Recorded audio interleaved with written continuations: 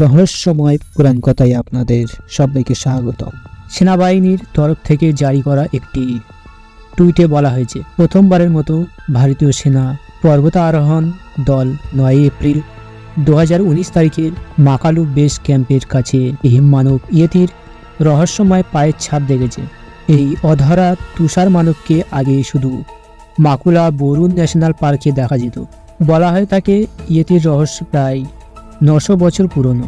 ইয়েতির আকার এবং আকৃতি নিয়ে বিভিন্ন গল্প আছে, কিন্তু আসলে এটি কেমন তা কেউ জানে না। লাদাখের কিছু বৌদ্ধ মঠ হিমমানব ইয়েতি দেখেছে বলে দাবি করেছে। এছাড়া নেপাল ও তিব্বতের হিমালয় দেখা যায় বলে দাবি করা হয়েছে। ইয়েতিকে বলা হয় একটি বিশাল বানরের মতো প্রাণী, যার সারা শরীরে লোমে ভরা ছিল, যা দেখতে বানরের মতো কিন্তু মানুষের মতো দু পায়ে হাঁটতে পারে। ইয়েতি সম্পর্কে এটি জনপ্রিয় যে এটি হিমালয়ের গুহায় বাস করে। 326 খ্রিস্টপূর্বাব্দে ইয়েতির গল্প পাওয়া যায়। যখন আলেকজান্ডার ভারত জয় করতে এসেছিলেন, তখন তিনি ইয়েতির গল্প শুনেছিলেন বলে ইয়েতি দেখার ইচ্ছা প্রকাশ করেছিলেন, তবে তিনি ইয়েতিকে দেখতে পাননি। কিছু গবেষক ইয়েতিকে মেরু ভাল্লুকের প্রজাতির সাথে যুক্ত করেছে, যেটির বয়স প্রায় 40,000 বছর।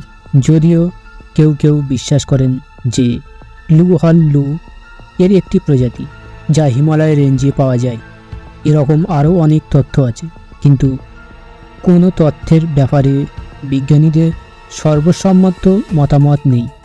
হিমমানব সম্পর্কে প্রথম তথ্য আসে যখন BH একজন পর্বতারোহী 1832 সালে এশিয়াটিক সোসাইটি অব বেঙ্গল জার্নালে ইয়েতি সম্পর্কে তথ্য দেন।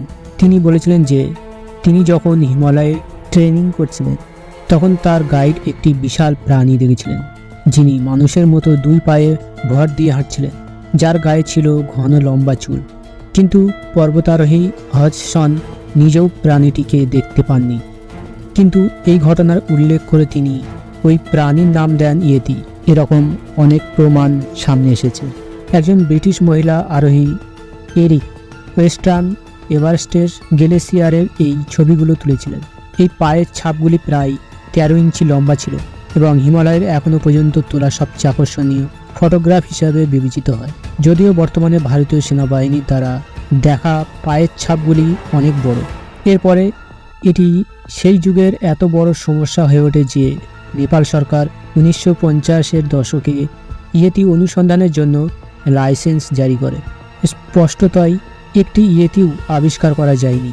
এরপর অনেকে বিশ্বাস করতে শুরু করেন যে এটি অবশ্যই একটি সাধারণ কালো ভাল্লুক, কিন্তু পায়ের ছাপ দেখে অনেকেই বিশ্বাস করতে থাকেন যে এটি একটি ইয়েতি। তারপর থেকে ইয়েতি দেখার অনেক ঘটনা রিপোর্ট করা হয়েছে এবং অনেক অভিযাত্রী এবং শেরপা পায়ের ছাপ দেখেছেন বলে দাবি করেছেন, কিন্তু কিছুই নিশ্চিতভাবে প্রমাণ করা যায়নি। ব্রায়ান বার্নি একজন হিমালয় অভিযাত্রী 1959 সালে অরুণ উপত্যকায় ইয়েতি পায়ের ছাপ দেখেছিলেন। তারপরে রোলান্ডো মেসনার একজন ইতালি পর্বতারোহী এমনকি ইয়েতি দেখেছেন বলেও দাবি করেছিলেন। আপনিও যদি হিমালয়ের আশেপাশে এলাকায় যান, তবে ইয়েতির নামে বিক্রি হওয়া অনেক জিনিস দেখতে পাবেন।